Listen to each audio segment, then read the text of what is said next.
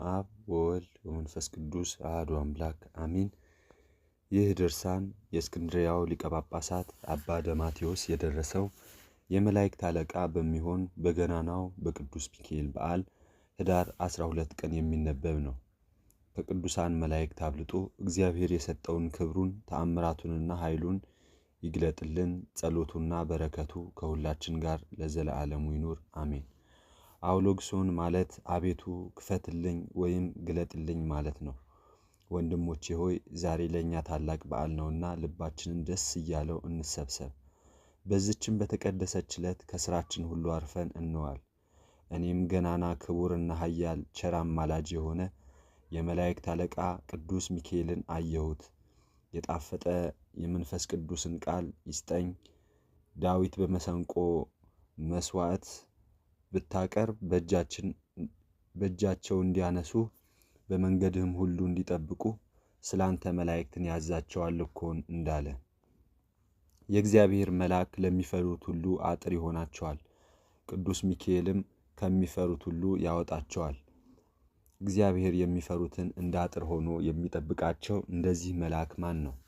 በእሱ የሚያምኑትንስ ከጭንቅ የሚያወጣቸው ማን ነው? ይህ ቅዱስ ሚካኤል አይደለምን? ለምን በዚህች ዕለት ከእግዚአብሔር ይቅርታን ያገኙ ዘንድ ይለምኑላቸዋል።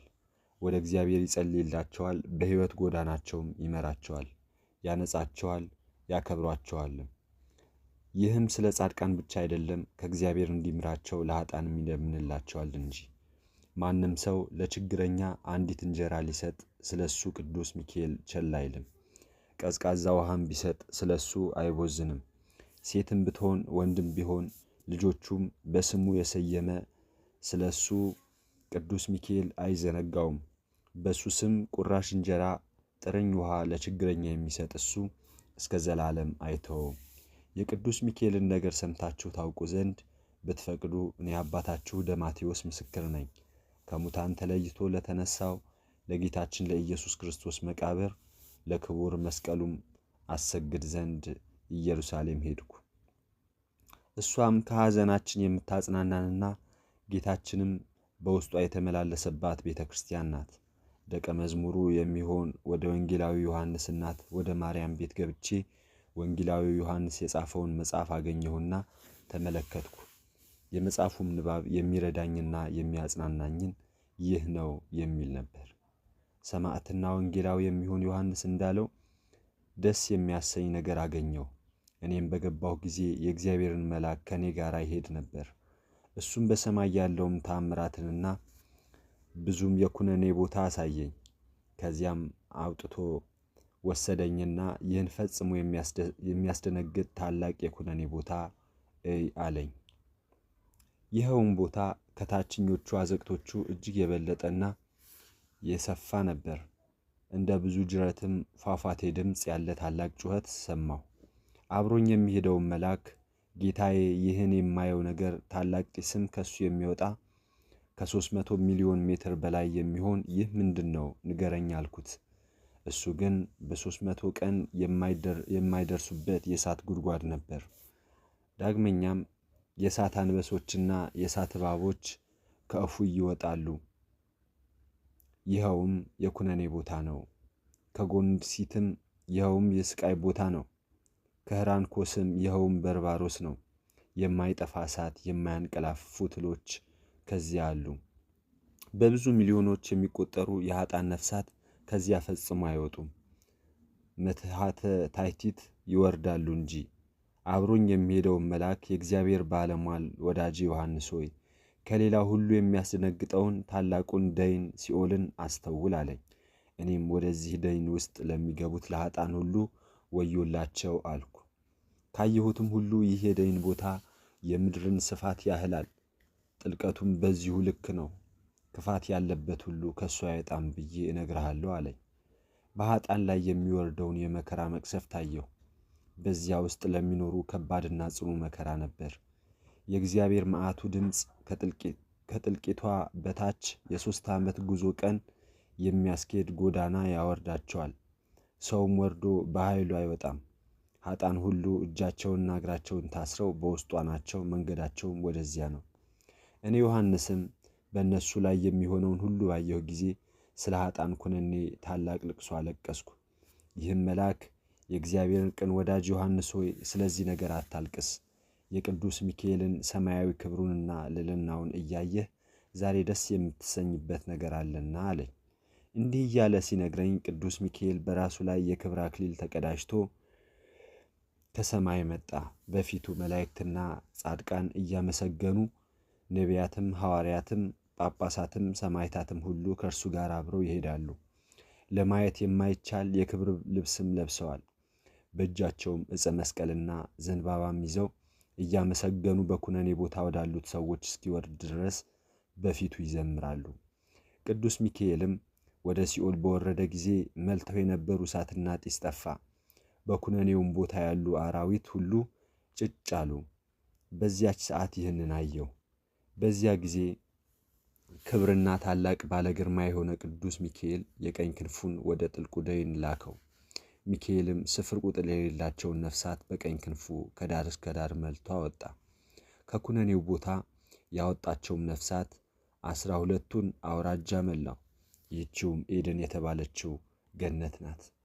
ዳግመኛም ኃያል ቅዱስ ሚካኤል የግራ ክንፉን አውርዶ ከቀድሞ ይልቅ የሚበዙትን አወጣ። እሳታውያን ኪሩቤልና ሱራፌል፣ ገዳማውያን ጻድቃን፣ ከሰማይ አብረው የመጡት ሁሉ የእግዚአብሔር ምሕረት የተመላ ክንፉን 3ኛ ጊዜ አወርድ ዘንድ ይህንኑ መልአክ ለመኑት። ዓይናቸው ብዙ የሚሆነው በኪሩቤልና በሱራፌል ላይ አድሮ የሚኖር የገዢዎች ገዥ የነገሥታት ንጉሥ ከሚሆን ከእግዚአብሔር ዘንድ ለሰው ልጆች ምሕረትን ከሚለምን ከተወደደና ከከበረ ከቅዱስ ሚካኤል በቀር ማንም ማን ቆጥሮ የማይደርስባቸውና ቁጥራቸው የማይታወቀውን 3ኛ ጊዜ አወጣ። ከዚህ የሐዘንና የመከራ ቦታ ከሆነ ከሚያስፈራው ከደይን ከሲኦል የወጡት ስፍር ቁጥር ያልነበራቸውን ጻድቃንም መላእክት ወስደው ኃጢአትን በማስተስረይ አበሳን በሚያነጻ በሕይወት ውሃ አጠቧቸው፣ አጠመቋቸው። በፍጹም ደስታም ቅባ ቅዱስን ተቀብተው የትጉሃን መላእክት አለቃ የሚሆን ወደ ቅዱስ ሚካኤል አመጧቸው። ያን ጊዜም የሰማያውያን መላእክት አለቃ የሚሆን ቅዱስ ሚካኤል ሁሉንም ወስዶ ከእግዚአብሔር ፊት አቀረባቸውና በቅዱስ ሚካኤል ጸሎተ ምሕረት ላደረገላቸው ፈጣሪ ስግደት አመሰገኑ። እነሆ በዚያች ዕለትና በዚያች ሰዓት ከአብ መጋረጃ ውስጥ እንዲህ የሚል ቃል መጣ። የምስክሪያ አበጋዝ በሆነ በቅዱስ ሚካኤል ጸሎት፣ በእናቴ በቅድስት ድንግል ማርያም አማላጅነት፣ በጻድቃንና በቅዱሳን በሰማዕታት ሁሉ ልመና የአባቴን ፈቃድ ከፈጸሙ ጋር በምድር ያሉ ኃጥአን ሁሉ ይድናሉ፣ ወደ ዘላለም ሕይወትም ይገባሉ። በዚያም ጊዜ የመላእክት አለቃ ቅዱስ ሚካኤል ወስዶ ገነት አገባቸው። እኔ ዮሐንስ ከአብ ከወልድ ከመንፈስ ቅዱስ መጋረጃ ውስጥ ይህን ቃል ሲወጣ ባየሁ ጊዜ ስለ እግዚአብሔር ቸርነት በጣም ደስ ተሰኘሁ። በቅዱስ ሚካኤል ልመና ስለተደረገው ቸርነት ሁሉ አብ ወልድ መንፈስ ቅዱስን ፈጽሜ አመሰገንሁ። ባልደረባ የተሰጠኝ ያም መልአክ የእግዚአብሔር ባለሟል ዮሐንስ ሆይ የቅዱስ ሚካኤል የበዓሉ ቀን ዛሬ የተለየ እንደሆነ እወቅ። ይኸውም የመጀመሪያው በዓሉ ሰኔ 12 ቀን፣ ሁለተኛው በዓሉ ህዳር 12 ቀን እንደሆነም ተረዳ አለኝ። በዚሁም ዕለት እግዚአብሔር በሰማይ ካሉ ሁሉ በላይ አድርጎ ሾመው።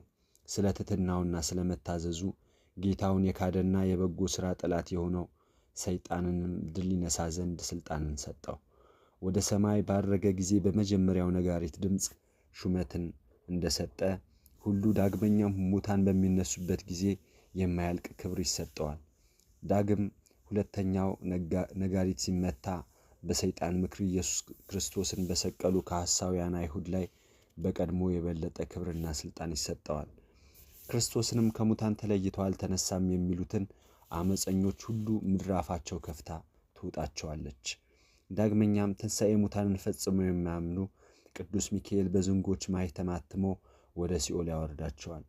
የዲያብሎስም ወገኖች ክርስቶስ ከመቃብር በመነሳቱ እያዘኑ ወደ ሲኦል ተቆለቆሉ። እሱም በአሸናፊው በእግዚአብሔር ኃይል ብርያልን አሰረው፣ ዲያብሎስንም ድል አደረገው። ትንሣኤ ሙታንን የሚያምኑ በጥምቀት የተወለዱ ጻድቃንን ግን ወደ ገነት ያገባቸዋል። አብም ከልጁ ከክርስቶስ ጋር ወዳለው ያሳረጋቸዋል። ስለ እነሱም ደስ ይለዋል። ለቅዱስ ሚካኤልም በስሙ በሙታንና በሕያዋን ላይ ሥልጣን ይሰጠዋል። ይህችውም የእሱ ገንዘቡ የምትሆን ናት። እሱም ቅድመ ዓለም የነበረ እግዚአብሔር አብ ልጁ ኢየሱስ ክርስቶስና የባሕርይ ሕይወቱ መንፈስ ቅዱስም በማይመረመር ሊነገር በማይቻል በታላቅ ክብር ቅዱስ ሚካኤልን የመረጠው እሱ ነው። በሰማይ ካሉ ሁሉ በላይ አድርጎ ከቀድሞ የበለጠ ማዕረግ ሰጥቶ አከበረው። በዓመቱ በኅዳር 12 ቀን ድንቅ ድንቅ ተአምራትን ያደርግ ዘንድ ሥልጣንን ሰጠው። በጌትነቱ ዙፋን የተቀመጠ በኪሩቤልና በሱራፌል አድሮ የሚኖር ቅዱስ ሚካኤልን በሁሉ ዘንድ የሚልከው እያንዳንዳችን ከሱ በየማዕረጋቸውና በየክብራቸው ከአብ መጋረጃ ውጭ ከሚቆሙት ሁሉ በላይ ከፍ ከፍ አድርጎ መረጠው። ቅዱስ ሚካኤልም ከአብ መጋረጃ ውስጥ በወጣ ጊዜ በሰማይ ያሉ ሁሉ በየወገናቸው ከቀደመ ሰው ከአዳም ጀምሮ ያገለገሉት ጻድቃንና ሰማዕታትም ሁሉ ተባብረው አገኛቸው። በየወገናቸው ሁሉም ተሰብስበው በማኅበር ይዘምራሉ፣ ያመሰግናሉ። የእግዚአብሔር ባለሟል ዮሐንስ ሆይ ዓይንህ እንደሚያየው በቅዱስ ሚካኤል አጠገብ ከጌታ በሚገኝ ፍጹም ደስታ ይኖራሉ። ከእንግዲህ የኩነኔ በሮች የሚያስፈራ ጥልቅ ጉድጓድም ይከፈታል። ነፍስም ሁሉ በእግዚአብሔር ቸርነት ወደ አንድ ቦታ ይሰበሰባል። ይህችውም ኤዶም ገነት ናት። ዳግመኛም በበዓሉ ቀን ቅዱስ ሚካኤል ይመጣል።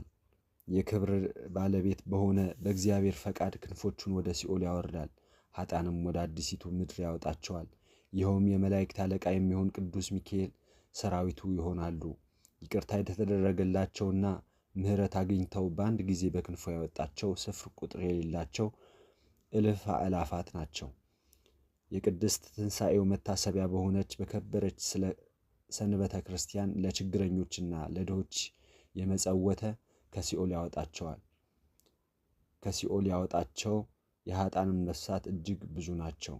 ብዙም ቢሆን ጥቂትም ወይም አንድ እንጀራም ቢሆን ግማሽም እንዲሁም አንድ ጽዋ ቀዝቃዛ ውሃ እንኳ ቢሆን በዚች በከበረች ሰንበተ ክርስቲያን ዕለት ለድሃ የሰጠ እግዚአብሔር እንዲምራቸው መንግሥተ ሰማያትንም እንዲያወርሳቸው ከሰይጣንም መከራ ከጥፋቱም ሁሉ ጠብቆ እንዲያድናቸው እውነት እላለሁ። ሁለተኛም በዚች በቅድስት ሰንበተ ክርስቲያን ጸሎተ ቤታቸውን ልጆቻቸውም ገንዘባቸውም ይባርክላቸዋል።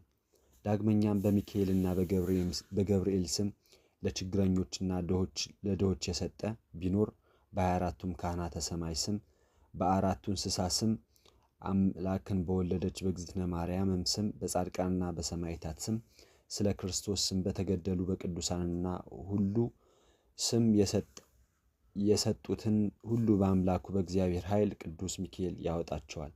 ለተራቡና ለችግረኞች በቅዱስ ሚካኤል ስም አንድ እንጀራ ስንኳ ቢሰጡ ወደ ሲኦል እንዳይጥሏቸው ይለምንላቸዋል። ይቅርታንና ምሕረትን ያገኙ ዘንድ ኃጢአታቸው የሚሰረይላቸው ዘንድ ወደ ጌታችን ወደ ኢየሱስ ክርስቶስም ይወስዳቸዋል። ክርስቲያንም ወይም አረማዊም ቢሆን ወደ እግዚአብሔር ከሚለምኑ ከአይሁድ ወገንም ቢሆን በቅዱስ ሚካኤል ስም ደግ ሥራ የሠራ ሁሉ የእግዚአብሔር ልጅ መሐሪው ይቅር ባዩ ክርስቶስ አይጥለውም። ከዚህም በኋላ ሰማይና ምድር ይነዋወጣሉ። ጻድቃንና ሰማዕታትም ሁሉ ወደ እግዚአብሔር አብና ወደ ቅዱስ ሚካኤል ይለምናሉ።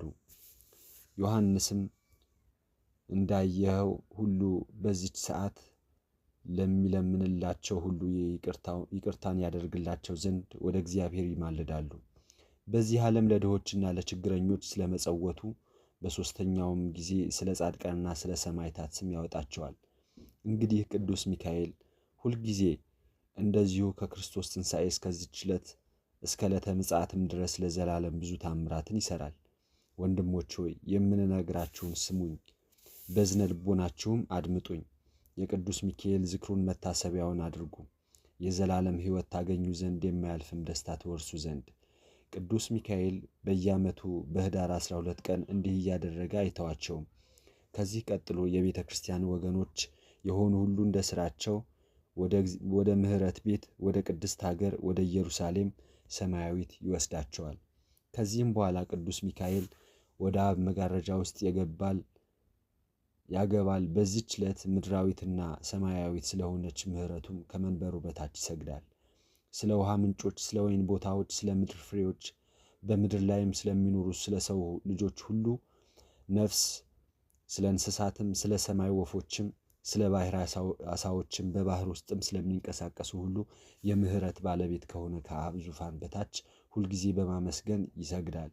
ልመናውንም እስኪሰማውና የምሕረትንም ቃል እስኪያስተላልፍለት ድረስ ከእግሩ መንበሩ ስር አይነሳም። ለዚህ ዓለም ምሕረትን የሚለምኑ መላእክትም በየዓመቱ በኅዳር 12 ቀን በእግዚአብሔር ዙፋን አውደ ምሕረት ዙሪያ ተሰብስበው ለሰውና ለእንስሳትም ሁሉ ምሕረትን የሚለምን ቅዱስ ሚካኤል ከአብ መጋረጃ ውስጥ እስኪወጣ ድረስ ይጠባበቃሉ። ቅዱስ ሚካኤልም ከአብ መጋረጃ ውስጥ በወጣ ጊዜ ቸር መሐሪ አብ ለቅዱስ ሚካኤል የሰጠውን ልብሱን እኒያ መላእክት ይለብሱታል፣ ይቅርታን የማግኘት ምልክታቸው ነውና።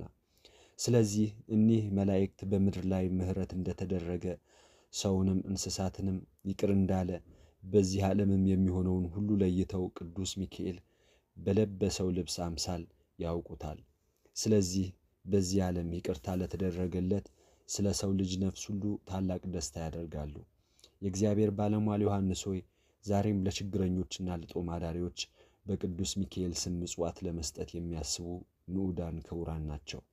ዮሐንስ ሆይ ዳግመኛም እነግርሃለሁ፣ ምስጢሩ ድንቅ የሆነ ይህንን መጽሐፍ የጻፈ ቢኖር በቅዱስ ሚካኤል ስም ለቤተ ክርስቲያን ዕጣን ወይም ሰም ወይም አልባሳት፣ መጎናጸፊያ፣ ልዩ ልዩ ነዋየ ቅድሳት የሰጠም ቢኖር አንዲት እንጀራ ወይም አንዲት ጽዋ ቀዝቃዛ ውሃ ለችግረኛ የሰጠም ቢኖር ስለ እርሱ ቅዱስ ሚካኤል ቸል አይልም።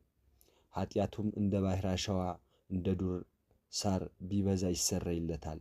ቢሞትና ወደ ኩነኔ ቢቀርብም እንደ ቤተሰብ ይሆናል እንጂ በቅዱስ ሚካኤል አማላጅነት እግዚአብሔር ፈቅዶ እስኪምረው ድረስ አይቃጠልም።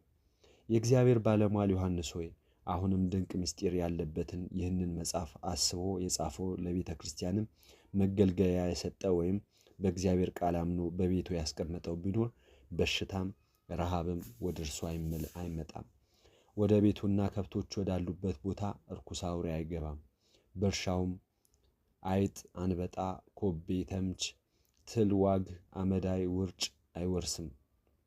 እነዚህ ሁሉ ወደ እሱ አድራሻ ፈጽሞ ሊጠጉ አይችሉም። የችግረኞች በሽታ የሆነ ረሃብም ይህ መጽሐፍ ወዳለበት እስከ 4ኛ 5ኛ ትውልድ ድረስ ቤቱ ለዘላለም አይገባም። የውሃ ድርቀት፣ የእንስሳት እልቂት፣ በሰውም ዘንድ አባር ቸነፈር ተስቦ አይመጣም። የቅዱስ ሚካኤል ስም ኃይልና ረዳት ይሆነዋልና። የቅዱስ ሚካኤል ዝክሩንና መታሰቢያውን ለሚያደርጉ ሁሉ ወደ እግዚአብሔር እየጸለየ ይለምንላቸዋል። በፍቅሩና በጸጋው በኃይሉና በጠንካራ ክንዱ በክንፉም ጥላ ለዘላለም ይከልላቸዋል፣ በቸርነቱም ይጠብቃቸዋል። ታላቅ ክቡርና ልዑል የሚሆን በዚህ በቅዱስ ሚካኤል ድርሳን የሚገኘውን አስማተ መንፈስ ቅዱስ ሳይለይ ይህን መጽሐፍ ያጻፈ የመላእክት አለቃ የሚሆን ቅዱስ ሚካኤል ከዚህ መጽሐፍ ድርሳን ፈጽሞ አይለይም። ይህን መጽሐፍ ከመጀመሪያው እስከ መጨረሻው በቅዱስ ሚካኤል በዓል ቀን የሚያነብ ሰው ቢኖር ስለ ክብሩ ስለ ገናናነቱና ከቅዱስ ሚካኤል ከቅዱሳን መላእክት በላይ አክብሮ ስለ ሾመው እግዚአብሔር ለቅዱስ ሚካኤል የሰጠውን ይህንን ስመ አምላክ አይለይ። ይልቁንም በእነዚህ በከበሩ በእግዚአብሔር ስሞች የሚታመኑ 14 ቀን የመታሰቢያ ዝክሩን ማድረግ ይገባቸዋል። የሚቻለው 14ቱን ዕለታት ያክብር፣ የማይቻለው ግን 4ቱን ዕለታት ሊያከብር ይገባዋል። ከሁሉ አስቀድሞ ታላቅ በዓሉ ኅዳር 12 ቀን ነው። ቀጥሎም ታላቅ በዓሉ ሰኔ 12 ቀን ነው። ከዚያም ነሐሴ 12 ቀን ነው። ከዚያም ታኅሳስ 12 ቀን ነው። እነዚህ በጥንቃቄ አክብሩ። ሌሎቹ በዓላቶች ግን ጥር 12 ቀን፣ የካቲት 12 ቀን፣ መጋቢት 12 ቀን፣ ሚያዝያ 12 ቀን፣ ግንቦት 12 ቀን፣ ሐምሌ 12 ቀን፣ መስከረም 12 ቀን፣ ጥቅምት 12 ቀን ናቸው። ከዚህም ቀጥሎ ኅዳር 12 ቀን የአእላፋት መላእክት በዓል ሲሆን ታኅሳስ 19 ቀን ደግሞ የመላእክት አለቃ የሚሆን የቅዱስ ገብርኤል በዓል ነው። ያን ጊዜ በሰማይ ያሉ መላእክት ሁሉ አለቃቸው የሆነ የቅዱስ ገብርኤል ክብር ለማየት ይሰበሰባሉ። የሌሎቹ መላእክት በዓል ግን ከአለቃቸው ከቅዱስ ሚካኤል በዓል ጋር አንድነት ይውላል። የመልአኩ የቅዱስ ሩፋኤልና የካህኑ የመልከ ጼዴቅም የመታሰቢያው በዓል ጳጉሜ 3 ቀን አብሮ ይውላል። ይህችውም የታላቁ የሩፋኤልና የጻድቁ የመልከ ጼዴቅ በዓል ፈጽማ የከበረች ናት። ስሟም ዕለተ ምሪያ ይባላል። መድኃኒታችን ማለት ነው። ይችንም ቀን ላቅ አድርጋችሁ አክብሯት። በዚህች ዕለት ዝክራቸውን የዘከረ በስማቸውም ለድሆች ምጽዋትን የሰጠ ለቤተ ክርስቲያንም መባ የሰጠ ቀድሞ እንደተባለው ሁሉ ከክፉ ይድናል። በእነዚህ በከበሩ ቃላት ኃይልም ወደ ቤቴ ክፉ ነገር አይገባም፣ እስከ መቼም ለዘላለም መከራ አያገኘውም። በኃይል የሚመጡ ክፉ ሰዎች አያሸንፉትም፣ በቅዱስ ሚካኤል የጸሎት ኃይል ድል ይሆናሉ እንጂ። ይህንን መጽሐፍ የጻፈው ያጻፈውን ያነበበው የተረጎመውን ሲነበብ የሰማውም ቃሉንም በንጹሕ ልብ የተቀበለ በሕይወቱ ሳለ ሐዘን አያገኘውም። ጠላቶቹም አያሸንፉትም፣ በሞተም ጊዜ ኩነኔን አያይም። የመላእክት አለቃ ቅዱስ ሚካኤል ያድነዋል። ይህንን መጽሐፍ የሚጽፈው ሁሉ ጎስቋላ ቦታ አያስቀምጠው፣ በተቀደሰውም በተባረከ መልካም ቦታ ያስቀምጠው እንጂ። ይህ ስመ አምላክ ያለበት ቃል ለዘላለም ታላቅ ኃይል የሚሠራ ነውና። በትሕትና ቃልም እነዚህን የከበሩ ቃላትን ተናገር። አካ፣ አሜ፣ ሌክ፣ ቦኤ፣ ኤንካ፣ ካዚን፣ አርያኪን፣ ኤርናኬ፣ ኬም፣ ታዮን፣ ፔጉ፣ ጌሎ፣ አስኤሌቅ፣ አስሎ፣ አስከማ፣ አላሶሚ፣ ኤቅሬው፣ ያበስቲክ፣ ፒስኪር፣ ካርጎ፣ ጋርጎ፣ አቢት፣ ከኪስ፣ ፌኤ፣ አንካ፣ ኢዊስ፣ አብሶላ፣ ኪፍ፣ ካዊኑ፣ አርህሉ፣ አዋጽ፣ አዊካ፣ እሎ፣ አሴሎ፣ ዮጎ፣ ኤል፣ አክእዊ፣ አስ፣ ከመእ፣ ወዲናኬጓ። እነዚህ የከበሩ ቃላትና የእግዚአብሔር ህቡዕ ስሞች በቅዱስ ሚካኤል እጅ የተገኙና በዕብራይስጥ ቋንቋ ከቃላቶቹ ሁሉ የበለጡ እንደሆኑ የታወቀ ነው። ይህንንም መጽሐፍ የሚያጽፍ ሰው ይህንን ህቡዕ ስም ከመጽሐፍ አይለየው፣ በንጹሕ ቦታ አስቀምጦ በክቡር ይጠብቀው እንጂ። ለሱ ጠላትን የማሸነፍ መከታና ጋሻ እንዲሆነው ለዘለዓለሙ። በጨለማ የሚዘዋወሩ የጠላት ሰይጣን ኃይሎች በአሸናፊው በእግዚአብሔር በመዓቱ መቅሰፍት ይደምሰሱ። በቅዱስ ሚካኤልም ጸሎት ደስታን በሚያበስር በቅዱስ ገብርኤልም ጸሎት በ99ኙም አለቆች በተባበሩም ጸሎት በ24ቱም ካህናተ ሰማይ ጸሎት መንበሩን በተሸከሙ በአራቱ እንስሳ ጸሎት በነፍስ በሥጋ ንጽሕት በሆነች ከሴቶች ሁሉ በላይ የከበረች ፍጥረት ሁሉ እመቤት በሆነች አምላክን በወለደች በቅድስት ድንግል ማርያም ልመናና ጸሎት ፈጽመው ይራቁ ይውደሙ። በመዓልትና በሌሊት በንጋትና በምሽት በቀትርም በሰዓትም ከጧት እስከ ማታ ከማታውም እስከ ጠዋት የሰውን ነፍስ የሚያስደነግጡ የዲያብሎስን ሰራዊት አጋንንትና ሰይጣናት ሁሉ የምድር ማዕዘኗን በሚያጸኑ በሰባቱ ነፋሳት ኃይል እንደ ጢስ ተነው እንደ ጉም በነው ይጥፉ። በእኔና የጥምቀት ልጆች በምንሆን የክርስቶስ አዲስ ሙሽራ በሆነች በዚች ቤተ ክርስቲያን ዛሬ ተሰብስበው ባሉ የክርስቶስ ወገኖች በሆኑ ሁሉ ላይ ከላይ ምሕረት ይምጣ። በኋለኛይቱ ዕለት ፍጹም ደስታን ያሰማን። በዚያች በምታስደነግጥና በምታስጨንቅ ሰዓትም የሕይወት ራስ ወርቅ ያቀዳጀን የሕይወትም ልብስም አጎናጽፎ ኢየሩሳሌም ሰማያዊትን ያግባን። ለአብ ምስጋና ይገባል፣ ለወልድም ምስጋና ይገባል፣ ለመንፈስ ቅዱስም ምስጋና ይገባል። በቀና አምልኮ ከአማልክት ሁሉ በላይ ለሆነ እስከ መጨረሻው እቅታ ድረስ በሰው ሁሉ አንደበት ምስጋና ይገባል። በዚህ ዓለም በሚመጣውም ዓለም ይቅርታና ምሕረት ይደረግልን ለዘለዓለሙ አሜን። የምታነቡም ሁሉ ከቃሉ አታጉድሉ፣ አትጨምሩ። ከነዚህ ቃላቶች እንዳትለውጡ የተስማማችሁ ሆናችሁ ተገኙ እንጂ።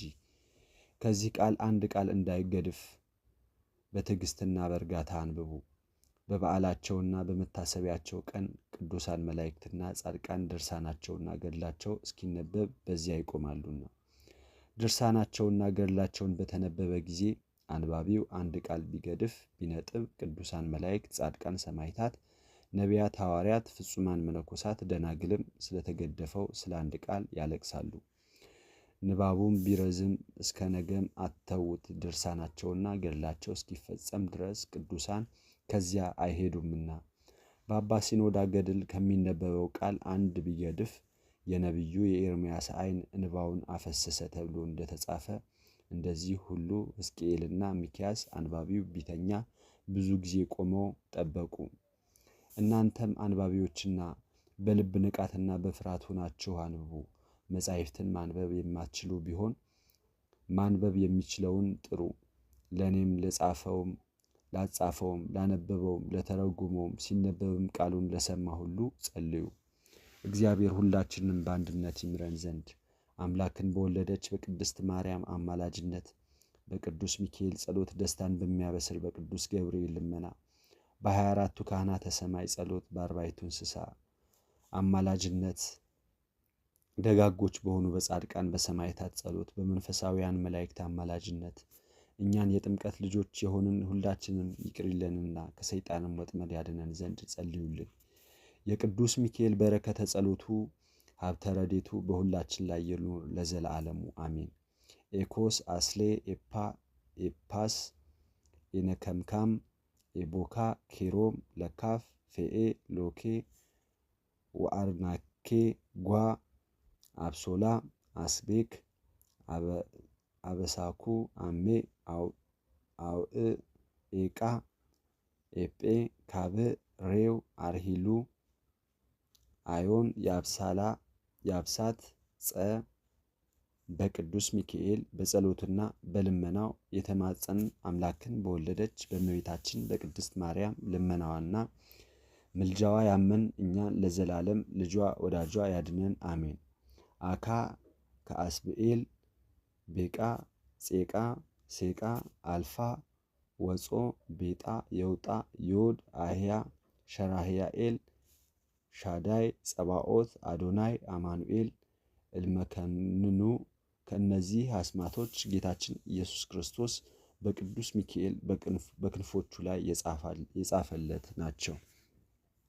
በእነዚህ አስማቶች ዲያብሎስ ከነሰራዊቱ በጨለማ መጋረጃ ተጠቅልሎ እንደወደቀ የኔንም ጠላቶች ባላጋራዎቼን ለዘላለሙ ጣልልኝ አሜን። የሕያው እግዚአብሔር የባሕሪው ልጁ ከእመቤታችን ከቅድስት ድንግል ማርያም ሥጋን የለበስ ጌታችን ኢየሱስ ክርስቶስ ሆይ ስለ ቅዱስ ሥጋህና ስለ ክቡር ደምህ ነፍስና ሥጋችንን ከጥፋት አድን። ስለ ሚካኤልና ስለ ገብርኤል፣ ስለ ሱራፌል ኪሩቤል፣ ስለ አፍኒንና ስለ ሳቁኤል፣ ስለ ኡራኤልና ስለ ሩፋኤል፣ ስለ ፋኑኤልም ብለህ ስለ ነቢያትና ስለ ሐዋርያት፣ ስለ ጻድቃንና ስለ ሰማዕታት ስማቸው ስለተጠራንና ስላልተጠራውም በአንድነት እግዚአብሔር ይቅር ሊለን ይምረን ዘንድ የምስክር አበጋዝ የሚሆን ለሚካኤል ስለሰጠኸው ቃል ኪዳንህ የልጅህንም ሥጋ መልበስ ስላበሰረ ስለ ቅዱስ ገብርኤል ብለህ ኃጢአቴን አስተስርይልን፣ የሕዝቡንም ሁሉ ኃጢአት ይቅርበል። የሕያዋንም የሙታንም ጌታ አንተ ነህና ለዘላለሙ አሜን። ይሁን ይሁን፣ በእውነት ይደረግ። ዓለምን ካለመኖር ወደ መኖር ያመጣ በስም ሦስት የሚሆን እግዚአብሔር ፍጥረትን ሁሉ የፈጠረ ሰማይን ያለ ምሰሶ ያቆመ ምድርንም በባህር ላይ የዘረጋ ፀሐይና ጨረቃን እንዲያበሩ የፈጠራቸው ከዋክብትንም በየወገናቸው የፈጠራቸው እሱንም እንዳለው ሆነው እሱ እንዳዘዘ ተፈጥረው ለዘላለም ጸንተው ይኖራሉ። የሰጣቸውንም ትእዛዝ አይተላለፉም። በየጊዜው በየዘመኑ በመዓልትና በሌሊት እሱ ራሱ እንደደነገገው አሰለጠናቸው። በሰውም በመላእክትም ዘንድ ምስጋናው የመላ ነው። የጌትነቱም የምስጋናው አያልቅም አይጎልም። ምስጋናው ከእሱ ነው፣ ክብሩም ከራሱ ነው። የበርባሮስ ጨለማ ካስተያየቱ አይሰወረውም። በጽራሪያም ሳለ የባህሮች ጥልቀት በእጁ የሚዳስስ ምስጋናው በሰማይ አንደበት ሊነገር የማይቻል ባህሪው የማይመረመርም የመለኮቱም እሳትነት የተሰወረ ነው። ምስጢሩም ከሥጋዊ ደማዊ ሰው የተሰወረ ነው። የጥንት አነዋወሩም ሊነገር የማይቻል ነው። የጥበቡም የባህር ጥልቀት የመላእክት አእምሮ የሰውም ሐሳብ አይሸጋገረውም። ለእሱ ክብር ምስጋና ይገባል። ገዥ ለሆነ ባህር የመለኮቱ ምስጋና ይገባል ለዘላለሙ አሜን። በልዑል እግዚአብሔር አጋዥነት የቅዱስ ሚካኤልን ታምሩን ለመጻፍ እንጀምራለን። ተፈጥሯቸው ከነበልባል የሆነ ትጉሃን መላእክት ያለቆቻቸው አለቃ ቅዱስ ሚካኤል የኃጢአት ባሕር ጥልቀት እንዳያሰጥመን የጥምቀት ልጆች የሆነውን ሁሉ ልመናውና ምልጃው ከክፉ ዘመድ ያድነን፣ ከክፉ ዘመንንም ሁሉ ይጠብቀን ለዘለዓለሙ አሜን። እግዚአብሔር ገናና ነው፣ የተመሰገነም ነው፣ ፈጽሞም ከፍጥረት ሁሉ በላይ ነው። የሰው ሕሊና ተመራምሮ የማይደርስበት ነው። ፍጥረትን ሁሉ የፈጠረ እሱ በመራቅ ዓይኖች ደፍረው ለማየት አይችሉም አለ። ዳዊት በመዝሙር እግዚአብሔር ገናና ነው፣ ምስጋናውም ብዙ ነው። ዳግመኛም እግዚአብሔር ታላቅ ነው፣ ኃይሉ ታላቅ ነው፣ ለጥበቡም ወሰን የለውም እንዳለ ዳግመኛም ዳዊት አቤቱ ሥራ ሁሉ ፈጽሞ ታላቅ ነው፣ ሁሉንም በጥበብ ፈጠርህ አለ። ዳግመኛም መላእክቶቹን ረቂቃን የሚላላኩትንም ከእሳት ነበልባል ያደርጋቸዋል አለ። የእግዚአብሔር መልአክ እሱን በሚፈሩት ሰዎች ዙሪያ ይሰፍራል፣ ከመከራውም ያድናቸዋል አለ። የኃጥአን አምላክ እግዚአብሔር ሁሉን የሠራ ሁሉን የፈጠረ ብርሃንን እንደ መጎናጸፊያው የሚጎናጸፍ ዓለም ሳይፈጠር አስቀድሞ ንጉሥና ገዥ የነበረ የጥበቡ ጥልቀት ፈጽሞ ድንቅ ነው። መላእክትን ከእሳትና ከነፋስ የፈጠረ አንዱን የማይታይ አንዱን የማይዳሰስ አድርጎ እንዲላኩት ስሙንም ሁልጊዜ ያመሰግኑት ዘንድ ዛሬም ዘወትርም በእውነት ለዘለዓለሙ የሚያስፈራ ከሆነ ነበልባል የተፈጠረ ደስ የተሰኘ የመላእክት አለቃ ቅዱስ ሚካኤል ያደረገው ተአምር ይህ ነው። ልመናውና ምልጃው ይጠብቀን ያድነን፣ ከርኩስ የደም ባለጋራ ያውጣን፣ የጠላት ፍላጻ እንዳይነድፈን በክንፈ ጥላው ይሰውረን፣ አደባባያችንም ይከታተምልን፣ የቤታችንን አጥር ያጠንክርልን ይሸፍንልን፣ የጥፋት መንገድ እንዳያገኘን የምናምነውን ሁሉ ያድነን፣ ይልቁንም ወዳጁን እገሌን ያድነው ለዘለዓለሙ አሜን። አፌን በምላሴ ከፍታለሁ፣ አፌን በምሳሌ ከፍታለሁ፣ የጥንትንም ታሪክ እናገራለሁ፣ ከመሠረት ከሥርዓት የተሰወረውንም አነባለሁ። የእሳትን ብርሃን የሚጎናጸፍ ቅዱስ ሚካኤል የሠራውን ድንቅ የሆነ ተአምራቱንና ኃይሉን እተረጉማለሁ። በየጊዜው ዘወትር ምሕረትን የሚለምን ስለ ሰው ልጆች ሁሉ ወደ እግዚአብሔር የሚማልድ የሚጠሩትን ለማዳንና ለመርዳት ፈጥኖ የሚወርድ የሚደርስ ጸሎታቸውም የሚሰማ የሚታመኑበትንም ሁሉ የሚያድናቸው አምነውም ስሙን በመጥራት ለጠየቁት መልስ የሚሰጣቸው በባህርም በየብስም በመንገድም ሁሉ በችግርም በጭንቀትም ሁሉ ደርሶ የሚያድናቸው እሱ ነው። ከዕለታት በአንደኛው ቀን አስቀድሞ የሆነው እነሆ አሁን እዚህ ለተሰበሰባችሁት እንነግራችኋለን። ብዙ ሰዎች ከግብፅ አገር ገስግሰው ወደ ባሕር ወደብ ሄዱ። እዚያም በደረሱ ጊዜ በመርከብ ላይ የተሳፈሩ ከደረቁ ቦታ ትንሽ ርቀው በባሕሩ መካከል ሲደርሱ ለመስጠም እስኪደርሱ ድረስ ታላቅ ነፋስ በላያቸው ተነሳ። የባሕሩም ማዕበል ከፍ ከፍ እያለ ተራራ መስሎ መጣ። የባሕሩም ማዕበል በመርከቡ ላይ ወጥቶ ለሞት በደረሱ ጊዜ የበለጠ ማዕበል ተነስቶ ሊገለብጣቸው ደረሰ። ክፉ ሞትና በከንቱ መጥፋት እንደመጣባቸው ባዩ ጊዜ በሐዘንና በስቃይ ተዋጡ። የሚያጽናናና የሚያድናቸውም አጡ። ተስፋቸውንም ቆረጡ። ያን ጊዜ በዚያች ቀን እንዲህ ሲሉ ጮኹ። ታላቁና ገናናው ቅዱስ ሚካኤል ሆይ በሰማይ ላሉ ኃያላን አለቃቸው አንተ የይቅርታና የኃይል መልአክ ነህና የሰላም መልአክ ሆይ ወደ እኛ ተመልክተህ እርዳን። እኛን የተጨነቅነውን አድነን። ወደ እግዚአብሔር ስለ እኛ ለምንልን። በኃጢአትና በመሞት ከጥፋት እንድንድን ዘንድ የሞት መጋረጃ ዓይናችን አሁን ሸፍኖታልና የጥፋትንም ጥላዋን አይተናታልና እያሉ ሁሉም በአንድነት ጮኹ። በሙሉ ልባቸውም ወደ እግዚአብሔር አሰሙ። በሚያቃጥል እንባና በመረረ ለቅሶ በመርከብ ውስጥ ያሉት ሁሉ ከባሕሩ ማዕበል ያድናቸው ዘንድ ጮኹ። ያን ጊዜው በዚህች ዕለትና ሰዓት እግዚአብሔር የልባቸውን ሐዘንና ልመናቸውን ሰማ። ወዲያውም ቅዱስ ሚካኤል ከሰማይ ወረደና ያንን መርከብ በእጁ ይዞ ሳበው። በውስጡ ያሉትንም ሰዎች ወደ ዳር አወጣቸውና ፈጽሞ ጥቂት እንኳን ጥፋት ሳይነካቸው በሕይወታቸው ተሻገሩ። ይህንንም ታምራት ለሰው ሁሉ ነገሩ። በቅዱስ ሚካኤል እጅ ከባሕር ሞገድ ያዳናቸው እግዚአብሔርንም አመሰገኑ። እነሱም እስከ ዕለተ ሞታቸው ድረስ በየወሩ በ12 ቀን ዝክሩን ሲዘክሩ መታሰቢያውንም ሲያደርጉ ኖሩ። የዚህ የገናናው መላእክት አለቃ ቅዱስ ሚካኤልና አማላጅነቱም ይጠብቀን ዘንድ በጠላትም እጅ ከመውደቅ ይሰውረን። እኔን አገልጋዩን ከነፍስና ከሥጋ ሕማም በክንፈ ጥላው ይሰውረኝ ለዘለዓለሙ አሜን። አንድ አምላክ በሚሆን በአብ በወልድ በመንፈስ ቅዱስ ስም በእውነት እናምናለን። በዚህ በኅዳር 12 ቀን የሰማያውያን ሰራዊት አለቃና ክቡር የሚሆን ለሰው ልጆች ሁሉ የሚራራ ሁልጊዜ ከእግዚአብሔር መንበር አጠገብ የሚቆም ስለ ሰው ልጆች የሚማልድ የመላይኩ የቅዱስ ሚካኤል የበዓሉ መታሰቢያ ቀን ናት። ይህም ለነዌ ልጅ ለኢያሱ በታላቅ ክብር ሆኖ በንጉሡ ጭፍራ አምሳል የታየው ነው። ባየውም ጊዜ ደነገጠ፣ በምድር ላይም ወድቆ ሰገደለት። እሱም ጌታዬ ሆይ ከእኛ ወገን ነህን ወይስ ከጠላቶቻችን ወገን አለው። ቅዱስ ሚካኤልም ከሰማይ ሰራዊት አለቆች አንዱ ነኝ፣ በዚች ቀን አማሌቅን በእጅህ ጥለዋለሁ፣ በኢያሪኮም አንተን አነግሣለሁ አለው። ይህ መልአክ ከሰማዕታትና ከቅዱሳን ጋር ባለመለየት ገድላቸውን እስኪፈጽምላቸው ድረስ ያጸናቸው፣ ትዕግስትንም ይሰጣቸዋል። ዝክሩንና መታሰቢያውን አድርጉለት፣ ምጽዋትንም ስጡ። በስሙም ከዓመት እስከ ዓመት በየወሩ በዓሉ በሚውልበት በ12 ቀን እስከ ማግስቱና ሳልስቱ ድረስ በማብላት በማጠጣት በዓል አድርጉ። እሱ ስለ ምድር ፍሬዎች፣ ስለ ዝናብና ስለ ወንዝ ውሃዎችም፣ ስለ ሰላማውያንም ነፍሳት እግዚአብሔርን ተግባራቸውንና በሰላም ያስፈጽማቸውም ዘንድ በትጋት ይለምንላቸዋል። በዚህ የመልአኩ የቅዱስ ሚካኤል ልመናውና አማላጅነቱ ከሁላችን ጋር ይሁን ለዘለዓለሙ አሜን።